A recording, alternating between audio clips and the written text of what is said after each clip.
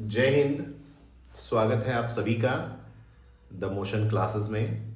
मैं रहमान सर आप सभी का स्वागत करता हूं आज के इस क्लास में। आज हम लोग स्टार्ट करने वाले हैं आधुनिक इतिहास में आधुनिक इतिहास। विशेषकर ये जो आधुनिक इतिहास की हम लोग शुरुआत कर रहे हैं, ये स्पेशली हम लोग कर रहे हैं एईडीओ की परीक्षा की तैयारी कर रहे हैं विद्यार्थियों के लिए बहुत इंपॉर्टेंट रहेगा ये। हालांकि आप किसी भी परीक्षा की तैयारी कर रहे हैं तो उस परीक्षा की तैयारी में ये आपके लिए बहुत इंपॉर्टेंट रहेगा। अगर आप आधुनिक इतिहास का हिस्सा है और आधुनिक इतिहास आपके उस चैप्टर में है, आपके उस सिलेबस में है, तो उसमें आपको ये काम आने वाला है। तो हम लोग पढ़ेंगे आधुनिक इतिहास एईडीओ, जो असिस्टेंट एजुकेशन डेवलपमेंट ऑफिसर का जो पद के लिए एग्जाम होने जा रहा है, उसके लिए आज से हम लोग प्रिपरेशन स्टार्ट करने वाले हैं। और हमारा जो ये आधुनिक इतिहास की जो ये शुरुआत होती है वो हो रही है यूरोपीय कंपनी के आगमन से। किस तरह से एक यूरोपीय कंपनी भारत में आगमन हुआ और हमारा जो देश है, हमारा जो भारत देश है, वो किस तरह से है ना इन यूरोपीय कंपनी का एक गुलाम बन गया और उसके अधीन आया। इस चीज को हम लोग यहां पे पढ़ने वाले हैं। ठीक है, तो चलिए स्टार्ट करते हैं आज की क्लास। तो आज की क्लास में हमारा जो यूरोपीय कंपनी में सबसे पहले हम लोग बात करेंगे पुर्तगाली कंपनी की।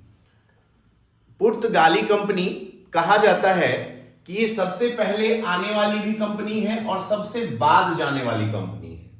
लगभग बहुत सारी किताब में इसका जो ईयर देता है 1498 से लेकर के 1961 तक का समय दिया जाता है कि पुर्तगाली कंपनी का जो आगमन हुआ वो एक तरह से वास्को डिगामा के आगमन को ही माना जाता है। ठीक है, आपने पढ़ा होगा, पिछली कक्षाओं में भी पढ़ा होगा कि वास्को डिगामा का आगमन, भारत की जो खोज है, एक्चुअली खोज की बात बहुत सारे लोग कहते हैं सर इससे पहले क्या भारत को नहीं जानता था। अरे भाई, भारत था, भारत की खोज हो चुकी थी, लेकिन हम बात कर रहे हैं कि यूरोपियों द्वारा, यूरोपियों को इस बारे में नहीं पता था कि भाई भारत जैसा भी कोई देश है, तो उसके समुद्र रास्ते के बारे में नहीं पता था। ठीक है, तो उस रास्ते की खोज इन्होंने की और वो समुद्र के रास्ते से पुर्तगाली जो एक नाविक था जिसका नाम था वास्को डिगामा, है ना, वो हमारे देश में, भारत में पहुंचा।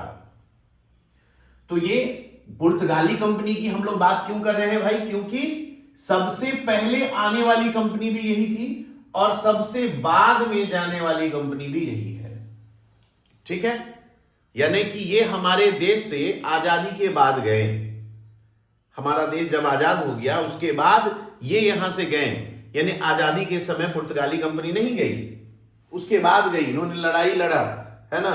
और जब इंटरनेशनल कोर्ट में, अंतरराष्ट्रीय कोर्ट में इस पर बहस हुई और तब ये कंपनी इस देश से लौटी। तो इसलिए कहा जाता है कि एक ऑब्जेक्टिव बनेगा कि कौन सी कंपनी थी जो भारत में सर्वप्रथम आई और सबसे लेट में जाने वाली कंपनी कौन थी, है ना। तो याद रखेंगे ये पुर्तगाली कंपनी थी, पुर्तगाल थे, है ना, जो सबसे पहले आए और सबसे अंत में गए। देखिए, तो सबसे पहले इसकी शुरुआत होती है वास्को डिगामा, वास्को डिगामा के आगमन से। वास्को डिगामा जो एक पुर्तगाली नाविक था, वास्को डिगामा कौन था? एक पुर्तगाली नाविक था, पुर्तगाली नाविक था, ठीक है, जो 17 या कभी कभी कहीं कहीं पे आपको 17 तारीख का डेट मिलेगा, कहीं कहीं पे आपको 20 तारीख का डेट मिलेगा। 17 या 20 मई 1498 को कालीकट पहुंचा था। ठीक है, जहां उसका स्वागत वहां के जो प्रतिनिधि थे, जो राजा कहिए, जमोरीन, उनके द्वारा इनका स्वागत किया गया और उन्होंने इनका स्वागत किया। और ये आए किसकी मदद से थे? तो ये गुजराती मार्गदर्शक थे जिनका नाम था, आप लोग सुने होंगे, अब्दुल मजीद या अब्दुल मनीद। कहीं कहीं पे अब्दुल मजीद के नाम से जाना जाता है उनको, अब्दुल मजीद, या इनको कहीं पे मनीद भी किसी किसी किताब में दिखा मिलेगा। ठीक है, तो इनके मार्गदर्शन में जब ये आ रहे थे समुद्री रास्ते से, तो इनको रास्ते में मुलाकात हुई वास्को डी गामा की अब्दुल मजीद या मनीद से, है ना। इनसे मुलाकात हुई तो ये किसके साथ, कालीकट जो बंदरगाह है, कालीकट में एक बंदरगाह है, कप कराकू बंदरगाह, है ना, वहां पहुंचे, जहां इनका स्वागत किसने किया, है ना, जहां इनका स्वागत जमोरीन ने किया। जमोरीन, एक्चुअली देखिए जमोरीन के बारे में कहा जाता है कि जमोरीन राजा का नाम भी हो सकता है या एक पद हो सकता है। ठीक है, एक पद को भी कहा जा सकता है। तो शुरुआत कहां से हुई, पुर्तगाली कंपनी के आने की। अब देखिए ये आया जब वास्को डी गामा कालीकट पहुंचे, तो कालीकट पहुंचने के बाद, है ना, कब कराकू बंदरगाह पर जब ये पहुंचे तो इनका खूब भव्य स्वागत किया गया। इनके द्वारा, जमोरीन के द्वारा इनका भव्य स्वागत किया गया। ठीक है, और इसमें 2 डेट सामने आता है। ज्यादातर देखेंगे गूगल पे तो आपको 20 मई का डेट मिलेगा, लेकिन कुछ पुस्तक जो है स्पेक्ट्रम वगैरह जो है वो 17 का तारीख का भी डेट लिख देता है। ठीक है, तो आप यहाँ पे ईयर वाला क्वेश्चन ज्यादातर आता है, ये क्वेश्चन बहुत कम रिपीट करता है एग्जामिनेशन में। तो आपको एकदम ध्यान रखना है कि किस साल आए। तो 1498 में, है ना, वास्को डी गामा जो एक पुर्तगाली नाविक था वो पहुंचा भारत। ठीक है, और ये भारत से मसाले और कुछ अन्य जड़ी बूटियां लेकर के कहां गए, अपने देश। ठीक है, जब ये भारत आए तो वास्को डी गामा अपने साथ, वास्को डी गामा अपने साथ क्या ले गए, ये मसाले, हमारे देश से बहुत सारे मसाले और जड़ी बूटियां, है ना, जड़ी बूटियां अपने साथ ले गए। ठीक है, और ले जाने के बाद इन्होंने सारा व्यय यानी कि खर्च, व्यय काट कर, यानी आने जाने सारा खर्च काट कर, व्यय काट कर, इनको लगभग 60 गुना लाभ हुआ। ठीक है, सोचिए कि 60 गुना लाभ, यानी कि अगर 1 रुपया का इन्होंने खर्च किया तो उसमें 60 रुपया इनको लाभ हो गया। सोचिए 1 रुपया खर्च करने पर 60 गुना लाभ।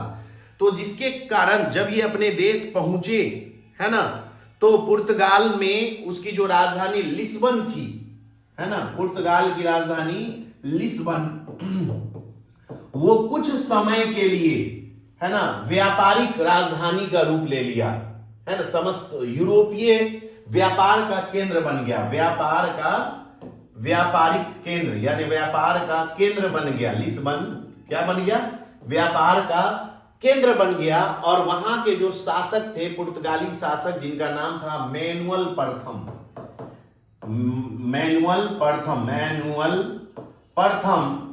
इन्होंने अपने आप को, ठीक है, इन्होंने अपने आप को वाणिज्य के प्रधान, मैनुअल प्रथम ने अपने आप को वाणिज्य के प्रधान की उपाधि दी, प्रधान की उपाधि दी। ठीक है, अपने आप को इन्होंने क्या किया भाई, बहुत बड़ाई में कि हाँ हमारे यहां से ये नाविक गए, हाँ हमने इनको भेजा। जानते हैं पॉलिटिक्स में क्या होता है, इन्होंने कहा कि भाई हमने इनको भेजा और इस व्यापार से हमको 60 गुना इनको लाभ हुआ। ठीक है, और इन्होंने, मैनुअल प्रथम ने जो है ना, खुद को क्या किया, वाणिज्य के प्रधान के उपाधि से, है ना, नवाजा और कहा कि भाई हम वाणिज्य के क्या हैं, प्रधान हैं। तो देखिए शुरुआत कब हुई, हमारे देश में जो पुर्तगाली कंपनी के आगमन की शुरुआत हुई वास्को डी गामा से हुई। और ये कब आए, 17 या 20 मई, है ना, 1498 को कालीकट पहुंचा, जहां इनका स्वागत जमोरीन ने किया। और ये किनके मार्गदर्शन से आए थे, तो ये आए थे गुजराती व्यापारी जिनका नाम था अब्दुल मजीद या मनीद। इनके मार्गदर्शन में यहां पहुंचे, कब, कराकू बंदरगाह पर। ठीक है, जहां जमोरीन ने क्या किया, इनका स्वागत किया। ठीक है, तो ईयर याद रखना है आपको कि कौन से ईयर में आए। अब वास्को डी गामा यहां से हमारे देश से क्या लेकर के गए भाई, तो वास्को डी गामा हमारे देश से मसाले, जड़ी बूटियां लेकर के गए, और सारा व्यय काटने के बाद, सारा खर्च काटने के बाद भी इनको 60 गुना लाभ मिला।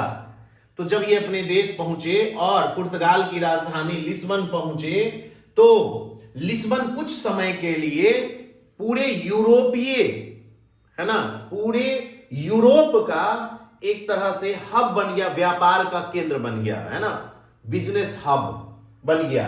और वहां के जो, ठीक है, वहां के जो शासक थे, जिनका नाम था, शासक का नाम क्या था, मैनुअल प्रथम, उन्होंने अपने आप को वाणिज्य के प्रधान की उपाधि दी। यानी वो कहें कि भाई अब हम क्या हैं, वाणिज्य के प्रधान हैं, एक तरह से मान लो हमको। ठीक है, इसके बाद जब जैसे ही ये न्यूज फैली, आप खुद सोचिए कि भाई ये जब इसको 60 गुना लाभ होगा तो ये चाहेगा ना, ये फैल गया धीरे धीरे। भाई यहाँ तो कोई अगर अड़ोस पड़ोस में अगर एक कट्ठा जमीन ले लिया तो देखते हो ना क्या होता है, अरे पूरे गांव में हल्ला हो जाता है, अरे बाप रे जमीन ले ले रे भाई, क्या बात है, कैसे ले लिया। इसको 60 गुना व्यापार में लाभ हुआ, तो सोचिए कि पूरे यूरोप में हाहाकार मच गया। धीरे धीरे ये बात एकदम आग की तरह क्या हुई, पूरे यूरोप में फैल गई। और ठीक है, फिर 1500 में यूरोप से दूसरे पेड्रो अल्वारेज 1500 में पेड्रो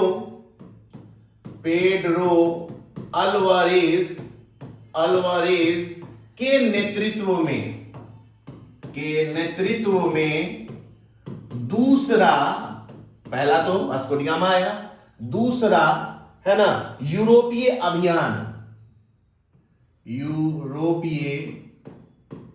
अभियान, ठीक है, कहां पहुंचा भाई, यूरोपीय अभियान कालीकट पहुंचा। ठीक है, तो दूसरा जो अभियान है वो कब पहुंचा और किसके नेतृत्व में, पेड्रो अल्वारेज के नेतृत्व में, है ना, यूरोपीय दूसरा जो है ना, या यूं कह सकते हैं पुर्तगाली कह दीजिए, यूरोपीय ना कह के आप यहां पे पुर्तगाली यूज कर सकते हैं। दूसरा पुर्तगाली अभियान, है ना, कालीकट पहुंच गया। फिर से 1502 में, है ना, 1502 में वास्को डी गामा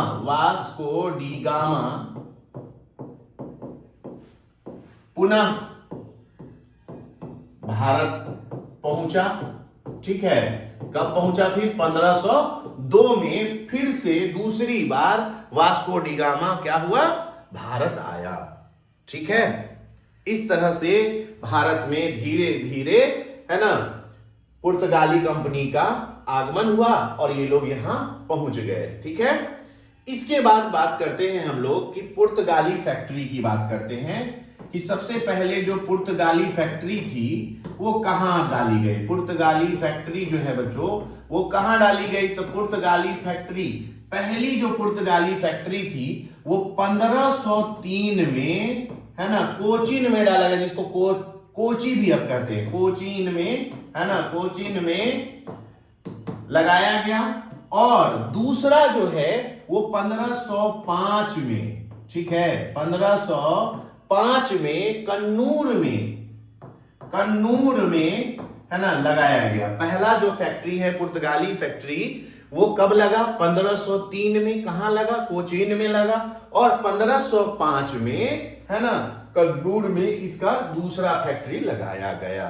ठीक है, बात समझ में आया, ध्यान रखेंगे। पहला फैक्ट्री के बारे में याद रखना है, इंपॉर्टेंट है कि प्रथम पुर्तगाली फैक्ट्री कहां और कब लगा, है ना। तो प्रथम पुर्तगाली फैक्ट्री 1503 में कोचीन में लगा और ये 1505 में ये दूसरा जो फैक्ट्री है वो कन्नूर में लगाया गया। ठीक है, अब आइए हम लोग बात करते हैं। तो ये समझ में आ गया कि 1500 में पेड्रो अल्वारेज के नेतृत्व में दूसरा पुर्तगाली अभियान कहां पहुंचा, कालीकट। फिर 1502 में वास्को डी गामा पुनः भारत पहुंचा। ठीक है, उसके बाद भारत आके फिर गया। लेकिन आपको बता दें, बहुत बच्चे के माइंड में चलता है कि सर इसके बाद क्या वास्को डी गामा रहेगा, नहीं गया था। और जब तीसरा बार आया तो शायद उसके बाद ये नहीं गया, और उसके बाद यही इसका क्या हुआ, कब्र वगैरह बनाया गया। लेकिन फिर बाद में इसको पुर्तगाल ले जाया गया। शुरुआत में कब्र यही था और बाद में फिर उसको है ना डिस्प्लेस किया गया, यहां से हटा करके दूसरी जगह कर दिया गया, यानी पुर्तगाल में ले जाया गया। ठीक है, अब हम लोग बात करते हैं पुर्तगाली गवर्नर की, कि भाई कौन गवर्नर था पहला गवर्नर, है ना।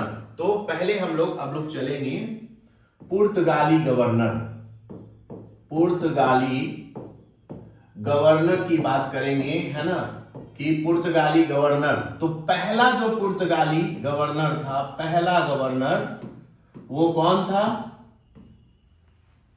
Francisco de Almeida. फ्रांसिस्को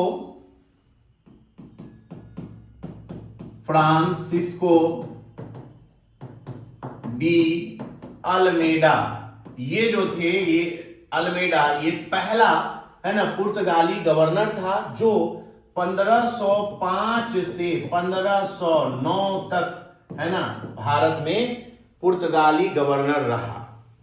कब से कब तक रहा, पहला गवर्नर याद रखना है, ऑब्जेक्टिव आता है कि पुर्तगाल का पहला गवर्नर जो भारत में आया, पहला गवर्नर बना, वो कौन था, तो उसका नाम था फ्रांसिस्को डी अल्मेडा। और ये 5 से 9 तक, 1505 से 1509 तक है ना गवर्नर रहा। अब इसकी तो पहला, इसके बारे में हम लोग जानेंगे कि ये पहला गवर्नर था। इसका जो उद्देश्य था शांतिपूर्वक व्यापार करना। इसका उद्देश्य क्या था, इसका उद्देश्य था शांतिपूर्वक व्यापार करना। ठीक है, व्यापार करना, ये पहला जो था, पहला गवर्नर है ना, वो क्या उसका उद्देश्य था भाई, कि शांति पूर्वक जो है ना इसको क्या करना था, यहां व्यापार करना था। ठीक है, इसकी एक पॉलिसी थी, जो नीति थी, उसको कहते हैं शांत जल की नीति, है ना। इसकी नीति को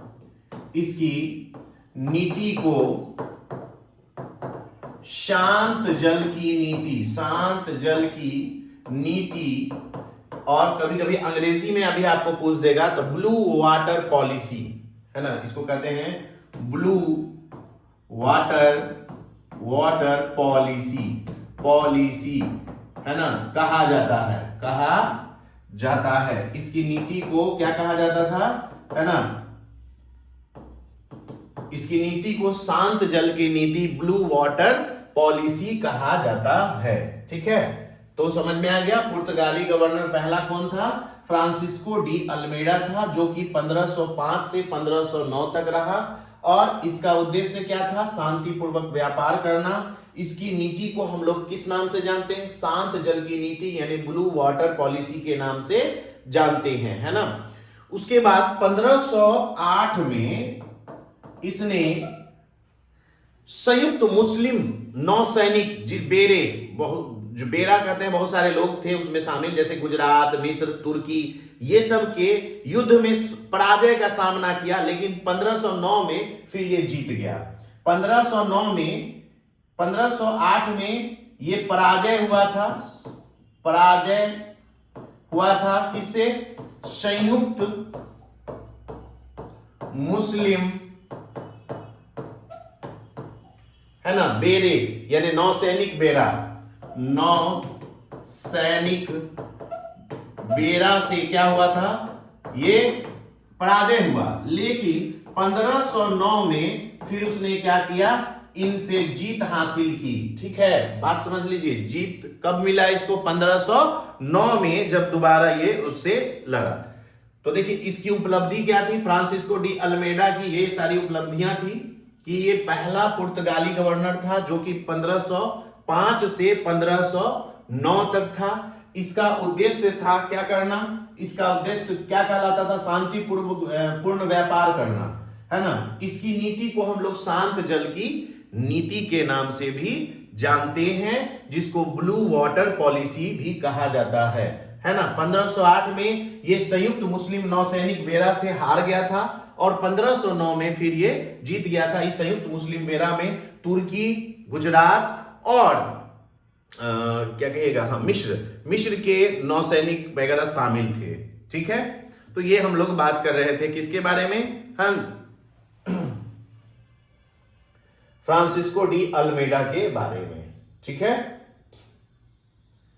चलिए, तो इसमें हम लोग एक अलग अलग ही छोटे छोटे पार्ट में ला रहे हैं। तो इसके बाद हम लोग नेक्स्ट पार्ट लेकर के आएंगे, यानी दूसरा जो हमारा फ्रांसिस्को डी अल्मेडा के बाद जो आएंगे अल्फांसो डी अल्बुबकर के बारे में हम लोग देखेंगे, जिनका कार्यकाल 1509 से 1515 तक रहा। उसके बारे में अगले वीडियो में हम लोग जानकारी लेकर के आएंगे। ठीक है, आपको अगर वीडियो अच्छा लगा हो तो प्लीज सब्सक्राइब करें। ठीक है, ज्यादा से ज्यादा लोगों तक इस वीडियो को पहुंचाएं ताकि बच्चे इसको देख करके, है ना, आगे परीक्षा की तैयारी कर सकें।